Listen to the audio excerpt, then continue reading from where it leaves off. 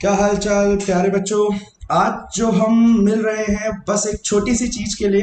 वो छोटी सी चीज क्या है, आओ देखते हैं। आपको वैसे दिख रहा होगा, कुछ भी नहीं। जो एग्जामिनेशन हुआ है हमारा जून अटेम्प्ट का, वो क्वेश्चन पेपर हम एक छोटा सा शॉर्ट एनालिसिस करेंगे और देखेंगे कि कैसे क्वेश्चंस थे। और बेसिकली मैं उसमें आपको ये दिखाऊंगा कि बहुत सारे क्वेश्चन हमारी बुक से थे। बहुत सारे क्या, बहुत ज्यादा ही हमारे बुक से थे। ठीक है, तो जरा देखते हैं कैसा क्वेश्चन पेपर था। लॉ एंड बेसियार का ये सेकंड पेपर था जो कि जून का है। जो क्वेश्चन नंबर 1 है वो 4 नंबर का है और इसके अंदर बहुत बच्चों का सवाल आया था। क्या था बच्चों वाला सवाल, उसे बताने से पहले मैं आपको ये बता दूं, जब आप मेरी बुक देखोगे तो उसके अंदर ही आपको क्वेश्चन नंबर 33 दिखेगा।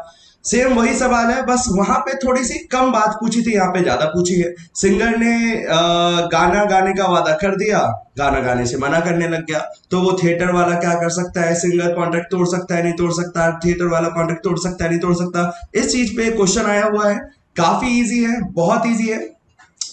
सीना ने कॉन्ट्रैक्ट करा था कि भाई हम तेरे यहाँ डांस करेंगे या गाना गाएंगे या गाना सिखाएंगे, लेकिन बीच में उसने तोड़ दिया। तो क्या सामने वाला कॉन्ट्रैक्ट को रेपुडिएट कर सकता है, कॉन्ट्रैक्ट को तोड़ सकता है क्या? तो आंसर इज यस, टर्मिनेट कर सकता है। तो ये सारा सवाल आया था 4 नंबर का क्वेश्चन। बच्चे बहुत इजी था, थी केस स्टडी, लेकिन पेपर के लिए बहुत मतलब पेपर पॉइंट ऑफ व्यू से अगर आप नॉर्मल भी पढ़कर गए होगे तो अच्छे से करके आए होगे। ठीक है ना, 3 पॉइंट में तीनों पॉइंटों को अगर आप 3-3 4-4 लाइनों में डिस्क्राइब करके आए हो, थोड़ा सा प्रोविजन लिखा है, बढ़िया रहा होगा फिर। ठीक है, अगला क्वेश्चन बच्चे, ये तो मतलब हर किसी को पता होता है लगभग। ये क्वेश्चन ऐसा क्वेश्चन होता है जो हर पेपर में आता ही आता है। भाई आप अपनी पावर से बाहर जाकर काम कर रहे हो, इस पे बेस्ड क्वेश्चन आता है। कंपनीज एक्ट की बात करो बच्चे, या तो फिर एक ऐसा सवाल आता है जहां पे कंपनी के इंटरनल अफेयर्स, कंपनी जाने बाहर वाले को क्या मतलब, टर्क एंड रूल का। तो बच्चे ये वही सवाल है। अगर आपको मेरी बुक देखनी हो तो वहां पे आपको क्वेश्चन नंबर 10 इसी बेसिस पे दिखेगा, इसी तरीके का दिखेगा। हाँ जाहिर सी बात है, कंपनी का नाम अलग होगा, बाकी चीजें अलग होंगी, लेकिन जो ओवरऑल क्वेश्चन था वो इसी बेस पे था कि भाई कंपनी ने कंपनी के पास डायरेक्टर्स थे, उनके पास पावर्स थी या पावर्स नहीं थी, फिर उन्होंने लोन ले लिया, बाद में कंपनी ने चुकाने से मना कर दिया। तो याद आए तो बच्चे ये सब हमने क्लास में पढ़ा हुआ है। ये पूरा का पूरा पेपर आपकी बुक से आया है, आपकी बुक से आया है, इसके अलावा कुछ भी बाहर से नहीं आया। 4 नंबर का ये भी सवाल था, एओए के ऊपर बेस्ड क्वेश्चन था। टर्क एंड रूल या इंडोर मैनेजमेंट आप इसके ऊपर लगा सकते थे। तीसरा एकदम डायरेक्ट क्वेश्चन है बच्चे, एग्जैक्टली सेम है। सेल्स ऑफ गुड्स सेट के जब आप मेरे बुक के पीछे का क्वेश्चन देखोगे तो उसका क्वेश्चन नंबर 1 डिक्टो, एक एक वर्ड सेम है बच्चों। डिस्ट्रक्शन, जब स्पेसिफाइड गुड्स डिस्ट्रक्ट हो जाते हैं तो उसका क्या होता है, before making of contract and after the agreement to sell. तो एकदम डायरेक्ट क्वेश्चन है, इसमें मैं कुछ बात नहीं करूंगा, आप जाकर क्वेश्चन देख सकते हो और आप खुद को फील करवा सकते हो, आपने उससे कंपेयर कर सकते हो कि आपने कितना अच्छा पेपर में आंसर लिखा। देखो बच्चे, पहला क्वेश्चन केस स्टडी था, दूसरा क्वेश्चन केस स्टडी था, तीसरा जो सब पार्ट आया वो डायरेक्ट क्वेश्चन था।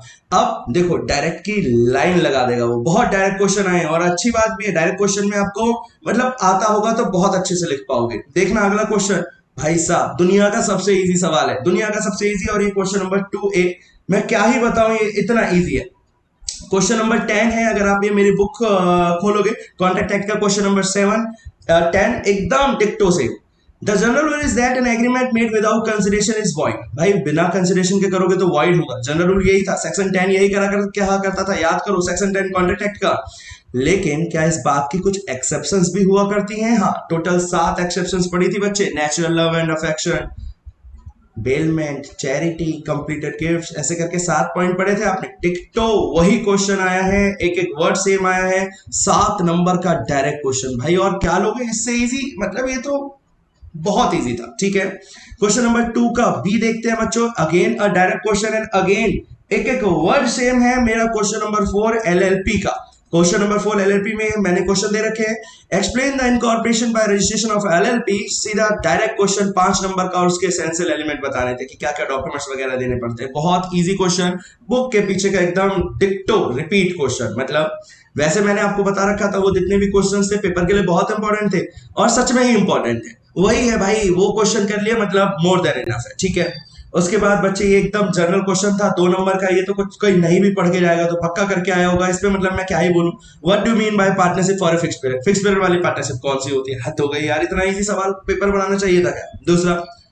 ये अच्छा सवाल था, and this is again question number 3B। Question number 5वां है मेरे बुक का, जिसपे सेक्शन 30 लग रहा था पार्टनरशिप एक्ट का। कैन ए माइनर भी पार्टनर इन पार्टनरशिप फॉर्म, क्या माइनर पार्टनर बन सकता है? ये तो दुनिया जानती है, हाँ बन सकता है, लेकिन सिर्फ बेनिफिशियल इंटरेस्ट के लिए। तो यही सारी बातें इसके अंदर लिखी हुई है। राइट्स बताने थे आपको। ये डिक्टो क्वेश्चन है, क्वेश्चन नंबर 5, 4 नंबर का। अगेन डायरेक्ट क्वेश्चन है, जरा बच्चे आप ध्यान से देखो तो what is the analysis. Direct questions की संख्या ज्यादा है, और जो डायरेक्ट क्वेश्चंस है ना वो मतलब इतने इजी कैटेगरी के हैं कि भाई आप अगर नॉर्मल भी पढ़कर गए होगे तो अच्छा लिखा होगा। पेपर ओवरऑल इजी था, इसको मैं इजी कैटेगरी में डालूंगा, ठीक है। इसके अलावा बच्चे एक अच्छी केस स्टडी थी। केस स्टडी अच्छी थी लेकिन थी इजी, ऐसा नहीं है इसके अंदर कुछ था। इसमें माइनर की पोजीशन की बात कर रहा है कि एक माइनर ने गलत रिप्रेजेंट, अपनी एज को गलत दिखाया, फिर उसके बाद उसने किसी से लैपटॉप खरीद लिया क्रेडिट पे, कुछ इस तरीके की बातें थी। ये एकदम फ्रेश क्वेश्चन था। इसके लिए बच्चों मैं आपकी डिटेल्ड एक एनालिसिस कराऊंगा, जिसमें इसका पूरा क्वेश्चन आंसर लिखना आपको बताऊंगा कि इसमें क्या क्या लिखा जा सकता था। 6 नंबर की एक बहुत अच्छी केस स्टडी। तो अगर अभी तक बच्चों में दिखाऊं तो डायरेक्ट क्वेश्चन में देखो, पहला क्वेश्चन 4 नंबर की केस स्टडी आई, दूसरा क्वेश्चन भी 4 नंबर की केस स्टडी आई, लेकिन 4 नंबर का डायरेक्ट, 7 नंबर का डायरेक्ट, 5 नंबर का डायरेक्ट, 2 नंबर का डायरेक्ट, और उसके बाद 4 नंबर का डायरेक्ट, फिर जाकर एक 6 नंबर की फिर से केस स्टडी आई, जो कि अच्छी थी, माइनर के ऊपर बेस थी। और आपको याद आए तो ये क्लास में हमने इसे महा इंपॉर्टेंट कैटेगरी में डाला था कि माइनर क्या क्या उसके राइट्स होते हैं, क्या क्या उसके लाइबिलिटीज होती है, उस पे बेस्ड क्वेश्चन था, ठीक है। What are the employed condition बच्चों, अगेन क्वेश्चन नंबर 5 है ये, सेल्स ऑफ गुड्स एक्ट का, मेरी बुक का एग्जैक्ट सेम है। बहुत इजी सवाल था। सेल बाय सैंपल को तो आपने कैबिट एम्प्टर के अंदर भी पढ़ा, नॉर्मल भी हमने सेल बाय सैंपल की कंडीशन पढ़ी थी कि भाई जो हमने सैंपल दिखाया है वो जो बल्क है उससे कॉरेस्पॉन्ड होना चाहिए, सब याद आ गया होगा आपको। और फिर उसके बाद सीधा डायरेक्ट क्वेश्चन उसी के अंदर चिपका कर पूछ दिया, कौन कौन सी इंप्लाइड वारंटी है भाई, क्वाइट पोजेशन है, कोई मेरे को डिस्टर्ब नहीं कर सकता, इस तरीके के आपने पॉइंट पढ़े थे। 6 नंबर का भाई साहब, 6 नंबर का डायरेक्ट क्वेश्चन, इतना इजी क्वेश्चन, एग्जैक्ट क्वेश्चन, ठीक है। इसके बाद जो अगला क्वेश्चन है, अगेन बच्चे एक केस स्टडी है, लेकिन बहुत इजी केस स्टडी है। मैं बताता हूं आपको। क्वेश्चन नंबर बी, पार्टनरशिप की केस स्टडी है, जहां पे क्या हुआ था, एक एबीसी, मतलब ये क्वेश्चन अगेन बच्चे एक ऐसा क्वेश्चन है जो नया, थोड़ा सा नया था, लेकिन थोड़ा सा नया इन द सेंस पीछे के क्वेश्चंस के लिए। ये है आपके सिलेबस के, आपके चैप्टरों के जो आपने चैप्टर पढ़े थे पार्टनरशिप एक्ट, उसी के अंदर का है कि भाई बाद में जाकर वो बुक्स को इंस्पेक्ट करना चाहता था, कोई मना कर रहा था, कोई पार्टनर को आप मना कर सकते हो, नहीं कर सकते हो, फादर अपने बेटे को पार्टनर बनाना चाहता था, 2 लोग मना कर रहे थे, 1 लोग मना नहीं कर रहे थे, इस तरीके से बेस्ड क्वेश्चन था, जो कि अगर आपने नॉर्मल पार्टनरशिप एक्ट को ध्यान से पढ़ा होगा तो आप इसका आंसर एक ब्यूटीफुल तरीके से आप प्रेजेंट कर सकते थे। 6 नंबर की एक अच्छी केस स्टडी आई है। पहली दूसरी जो केस स्टडी थी ना बच्चे, वो रिपीट थी, मतलब ऐसा नहीं था कि इंस्टीट्यूट ने कोई नया क्वेश्चन बनाया हो, थोड़ा सा रिपीट था। सेकंड क्वेश्चन भी थोड़ा सा रिपीट टाइप का था, लेकिन ये जो सृष्टि वाली केस स्टडी है, अपार्ट फ्रॉम दिस ये जो एबीसी वाली केस स्टडी है, ये दोनों थी नहीं, लेकिन है एकदम, मतलब ऐसा नहीं कि क्या पूछ दिया हाहाकार मच जाएगा, ऐसा क्वेश्चन नहीं था, ठीक है। इसके अलावा अगेन बच्चे 5वें का एक क्वेश्चन हमारा केस स्टडी है, जिसके अंदर इसको मैं अगेन डिटेल्ड उसके अंदर एनालिसिस के अंदर आपको करवाऊंगा, जिसके अंदर सोनल, वैसे क्वेश्चन में क्या है मैं आपको क्रक्स बता देता हूँ। सोनल गई थी डायमंड खरीदने के लिए, फिर उसे कुछ पसंद आ गया, फिर उसने अपने हिसाब से चेंजेस करवा लिए, बाद में जाकर चेंजेस होने के बाद उसको वो जो पुरानी वाली चीज थी वो खराब हो गई, ये हो गई, तो वो डैमेजेस क्लेम कर सकती है, नहीं कर सकती? भाई अगर एज पर द कॉन्ट्रैक्ट चीजें हुई हैं, as per sales of goods act सारी चीजें हुई हैं, आपने मतलब आपके हिसाब से सामने वाले ने काम करा है, सेल बाय डिस्क्रिप्शन है, तो कहां से आप तोड़ सकते हो? आपके हिसाब से सामने वाले ने सामान दिया है। इस पे बेस्ड क्वेश्चन था, मैं डिटेल नहीं बता रहा इसका, इसके लिए आपको डिटेल रिवीजन डिटेल्ड एनालिसिस का वेट करना पड़ेगा, ठीक है। अगेन बच्चों देखो 6 नंबर की केस स्टडी आई, फिर 6 नंबर का क्या हलवा क्वेश्चन पूछा भाई, explain the doctrine of ultra vires of the ultra vires the companies act के ऊपर एकदम डायरेक्ट सवाल पूछ दिया। Ultra vires, what are the consequences of ultra vires? भाई कंपनी, अल्ट्रा वायरस मतलब बच्चे बियॉन्ड द पावर्स जाकर काम करना, क्या कर सकती है? क्या नहीं, वाइड हो जाते हैं, ये सारी चीजें बोल रखी है। और ये मेरे बुक का एकदम एग्जैक्ट क्वेश्चन है, दैट इज कंपनीज एक्ट का क्वेश्चन नंबर 3, एकदम रिपीट, मतलब कुछ भी एक वर्ड भी एक्स्ट्रा नहीं जुड़ा था। इसके अलावा बच्चे अगेन 6 का एक क्वेश्चन नंबर 34 मेरे बुक का एग्जैक्ट सेम है। ये बच्चे देखने में लग रहा होगा आपको केस स्टडी है, ना ना ना ना, इसमें ना बल्कि लिक्विडेटेड डैमेजेस के बारे में बता दिया और पेनल्टी के बारे में बता दिया, और फिर क्या था बाद में जाकर, भाई डिफरेंशिएट करो दोनों को। ठीक है, डिफरेंशिएट कर रहे हैं। एग्जैक्ट क्वेश्चन है 34 इंडियन कॉन्ट्रैक्ट एक्ट की मेरी बुक का, और ये क्वेश्चन है बहुत इजी। इसे हमने जब नॉर्मल बुक से पढ़ रहे थे, चैप्टर पढ़ रहे थे, तब भी मैंने इसे महा इंपॉर्टेंट कैटेगरी में आपको लिखवाया था कि भाई इसे प्लीज बहुत अच्छे से करके जाना। ठीक है, इसके अलावा बच्चे अगला क्वेश्चन देखो, फिर से अगेन एक डायरेक्ट क्वेश्चन है, एक्सप्लेन द। भाई इसे तो मैंने कितनी बार करवाया होगा, ऐसे स्टेप्स बताने जहाँ पे कोड डिसॉल्व हो सकता है। भाई पार्टनर्स की आपस में बन नहीं रही है, लगातार लॉसेस हो रहे हैं, कुछ चोरी डकैती हो रही है। ये अगेन एकदम बुक का क्वेश्चन नंबर 4 है मेरी पार्टनरशिप एक्ट का, एग्जैक्ट सेम है। 4 नंबर का सवाल, ये 5 नंबर का, ये 4 नंबर का, एग्जैक्ट एग्जैक्ट सवाल उठ कर आ रहे हैं। मतलब इंस्टीट्यूट कुछ नया ला रहा है तो 2-3 क्वेश्चन, इसके अलावा कुछ नहीं। इसके अलावा बच्चे ये था एक अमेंडमेंट पे बेस्ड केस। अमेंडमेंट बच्चों आपने पढ़ी होगी ओपीसी के अंदर, वो 180 दिनों से 120 दिनों वाली, उस पे बेस्ड ये सवाल था। और इस क्वेश्चन में मैं आपको बता देता हूँ, इस क्वेश्चन में एक तो वो था हमारा मेंबर था और एक नॉमिनी था। नॉमिनी फॉरेन सिटीजन था, लेकिन जो मेंबर था वो इंडिया का था और 130 दिन रहा था। तो भाई मेंबर तो ठीक है, 120 दिन से ज्यादा भी है, रेजिडेंट भी है और सिटीजन भी है। लेकिन जो जो दूसरा इंसान था, जो नॉमिनी था, वो भारत में 120 दिन से ज्यादा रहा था, 125 दिन रहा था, लेकिन वो फॉरेन सिटीजन था। तो क्या वो नॉमिनी बन सकता है? नहीं बन सकता। इस पे बेस्ड 3 नंबर की केस स्टडी थी। सेक्शन सीधा सीधा 262 लग रहा था। बच्चों का सवाल, क्लियर? मतलब बस ये सवाल था। इसे मैं केस स्टडी की श्रेणी में क्या बोलूं भाई, ये बच्चों वाली केस स्टडी थी। तो जरा आप एक बार एनालाइज करा, तो क्या एनालाइज करा बच्चे? देखो, पहला क्वेश्चन केस स्टडी, एक question case study, 2 question case study, 3 question case study, 4 question case study, 5 question case study. ये वैसे केस स्टडी की श्रेणी का नहीं है, डायरेक्ट क्वेश्चन ही है। अगर आप इसे पढ़ो तो बस हल्का फुल्का नाम वाम डाल दिया, तो टोटल 5-6 क्वेश्चन केस स्टडी के। आओ एक बार आपको डायरेक्ट गिनो, देखो जरा। 1 direct, 2 direct, 3 direct, 4 direct, 5 direct, 6 direct,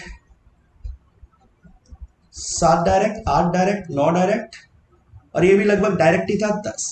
तो बच्चे आपने एक चीज नोटिस करी कि क्वेश्चन जो डायरेक्ट है ना, वो ज्यादा पूछता है फाउंडेशन लेवल पे, लेकिन जब आप इंटरमीडिएट लेवल पे या फाइनल लेवल पे जाओगे तो इनडायरेक्ट मतलब केस स्टडीज ज्यादा पूछता है। तो आप भी ये एनालिसिस, हमने इसलिए मैं आपको ये बताना चाहता हूँ कि भाई डायरेक्ट क्वेश्चंस पे भी फोकस करो। केस स्टडीज का हल्ला ज्यादा शोर नहीं मचाना। केस स्टडीज करो, नो डाउट, जब आप क्वेश्चंस करोगे तो आपको मजा आ रहा होगा केस स्टडीज में, लेकिन डायरेक्ट क्वेश्चन भी अच्छे खासे अमाउंट के आ रहे होते हैं। कुछ केस स्टडीज नहीं बनती हैं, कुछ केस स्टडीज पिछली वाली रिपीट भी हो रही होती है। जो नहीं बन रही होती है वो कहीं ना कहीं जो आपने टॉपिक पढ़े होंगे, जो सेक्शन, जो प्रोविजन पढ़े होंगे, वहां से आता है। ठीक है बच्चे, मैं ये वीडियो बहुत छोटी रखना चाहता हूँ, बस हल्की फुल्की आपके दिमाग में बातें डालना चाहता हूँ कि पेपर कैसा था।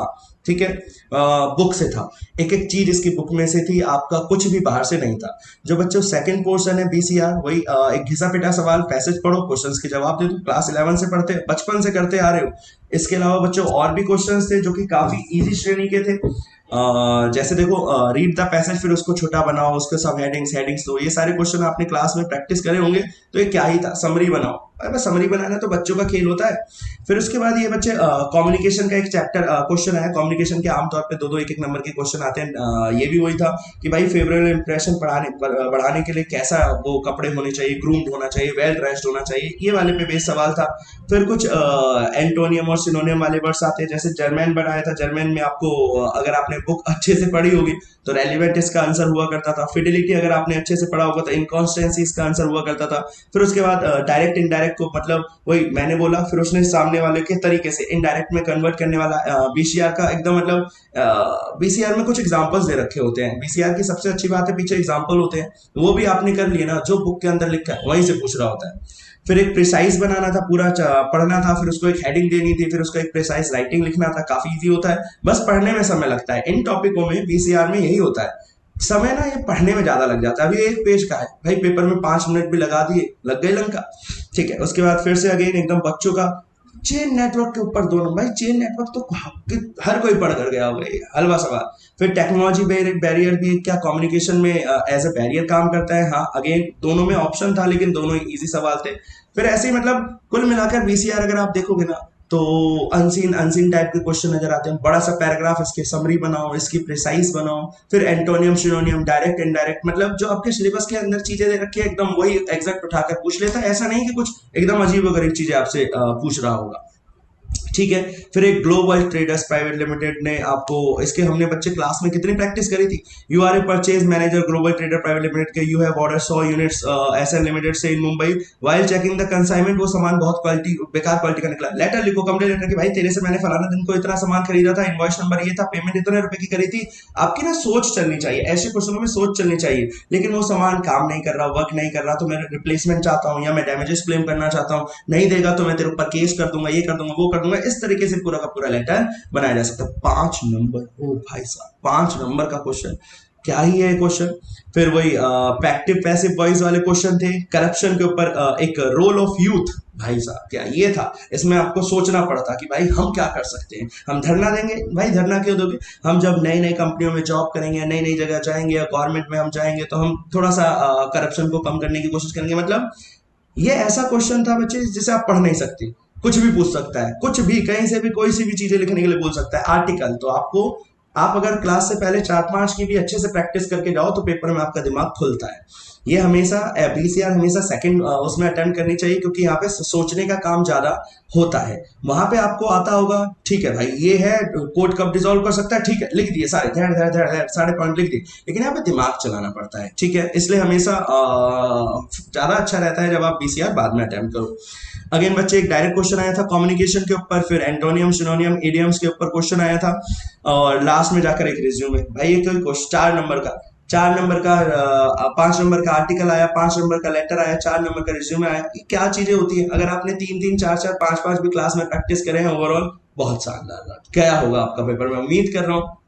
मतलब ऑन एन एवरेज अगर आपकी स्पीड ठीक ठाक थी तो 90 प्लस तो पक्का पक्का आपने अटेम्प्ट किया होगा। और अगर आपने क्वालिटी अच्छी रखी है, क्योंकि डायरेक्ट क्वेश्चन ज्यादा है तो क्वालिटी अच्छी होनी चाहिए, तो आराम से आपके 70 प्लस मार्क्स आने चाहिए। ठीक है, जितने भी मैंने बोला है आपको, मैं डिटेल्ड एनालिसिस करवाऊंगा, उसको मैं डिटेल एनालिसिस बहुत जल्द आपके साथ शेयर करूंगा।